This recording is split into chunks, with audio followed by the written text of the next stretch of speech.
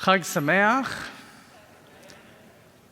It is said that the Goldsteins came into a fair bit of money. So the very first thing that the Goldsteins did when they came into this money was to bring on a brand new housekeeper. And sure enough, a few days from then was the holiday of Shavuot. And the Goldsteins loved to host people for the holiday of Shavuot. So the Goldsteins called the Silvermans, and they called the Cohens, and they called the Levies, and were very excited for a wonderful Erev Shavuot meal. So sure enough, a few days go by, and it's Erev Shavuot. Mr. Goldstein comes home from a long day at work, expecting to see a table set for 8. The Goldsteins, the Silvermans, the Cohens, and the Levies. But sure enough, the table was set for 10. So Mr. Goldstein went to his housekeeper and says, I don't understand. The table should be set for 8. We have the Goldsteins, we have the Silvermans, we have the Cohens and Levies. Why is the table set for 10? The housekeeper said, well, perhaps you didn't know, Mr. Goldstein, that while you were gone, the Cohens called, and they said they were bringing the blintzes.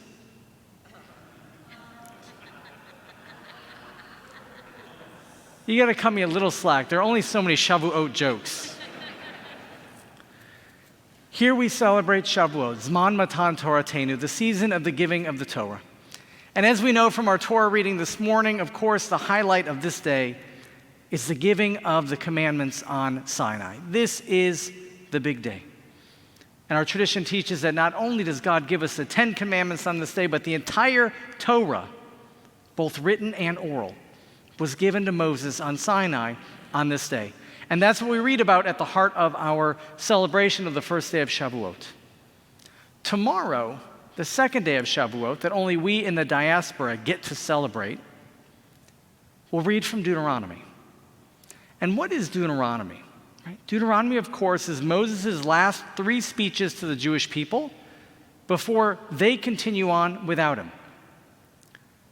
This is his legacy, Moses' legacy. This is his opportunity to share the Torah he's learned. Tomorrow, we'll hear that among the most important things that Moses wants to share with the Jewish people is the importance of celebrating the Jewish holidays. That's, of course, what our rabbis single out to read on that second day of Shavuot, not just any part of Deuteronomy, but specifically the celebration of the holidays, which in and of itself makes sense, Shavuot being one of the 3 major pilgrimage festivals. Along with Sukkot and Passover, it was a time when people would travel down to Jerusalem to celebrate, central to our observance. So the first day of Shavuot is all about the Torah we receive. The second day of Shavuot is all about the Torah we share. The Torah we receive and the Torah we share. That's what this holiday of Shavuot is all about. So as we celebrate this day, I have a few pieces of advice, perhaps favors, that I would like to ask of you. As we think about the Torah we receive, we all have so much more learning that we could do.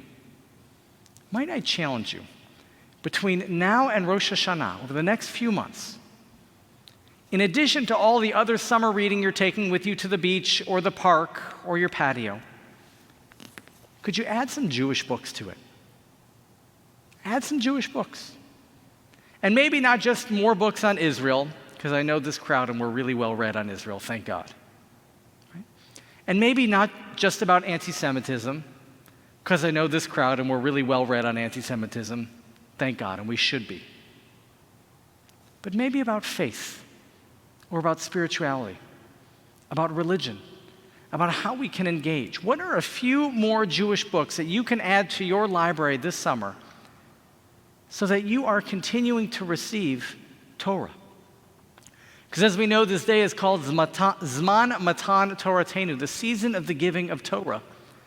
Because Torah wasn't given just once, it's perpetually being given. We have so much more to learn, to receive, so much more growth that has yet to be accomplished. And as Jews, we know we do that most by reading, by engaging in learning. If you need some book ideas, after Yontif, give me a call. Send me an email. Rabbi Dallin Tu, Chazan Propus, Saul Ruby. We're more than happy to share names of books, articles, magazines, to enhance your own Jewish learning. because today is about the Torah we receive. But as we learn from tomorrow and this holiday of Shavuot, it's not just about the Torah we receive, it's also about the Torah we share. So here's my second challenge to you.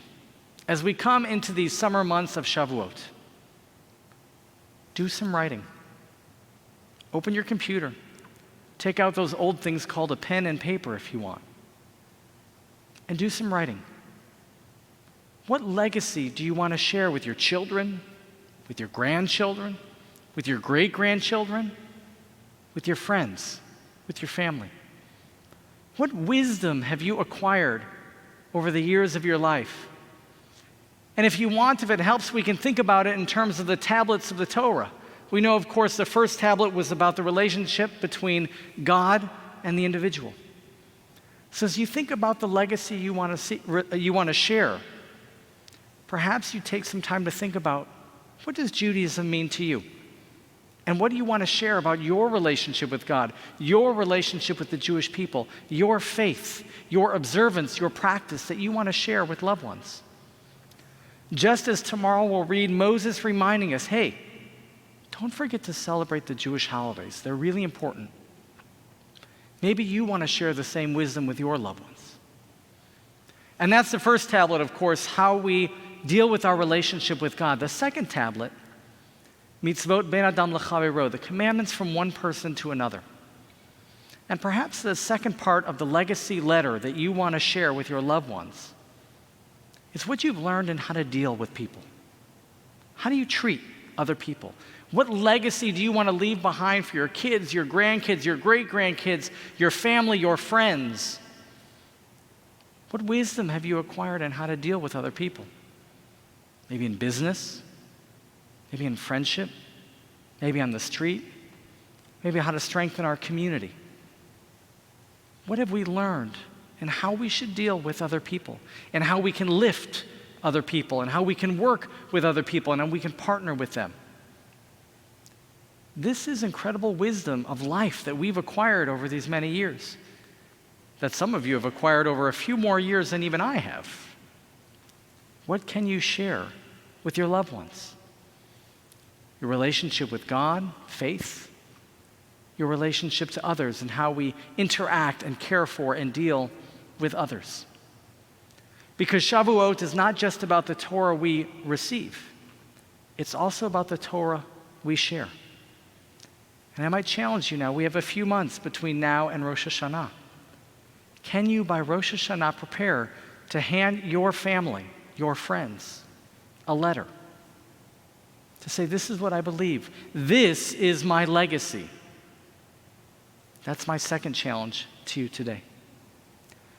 Now, of course, I'm reminded of the story of a priest, a minister, and a rabbi who were having this conversation about their legacy and what they wanted to leave behind for others.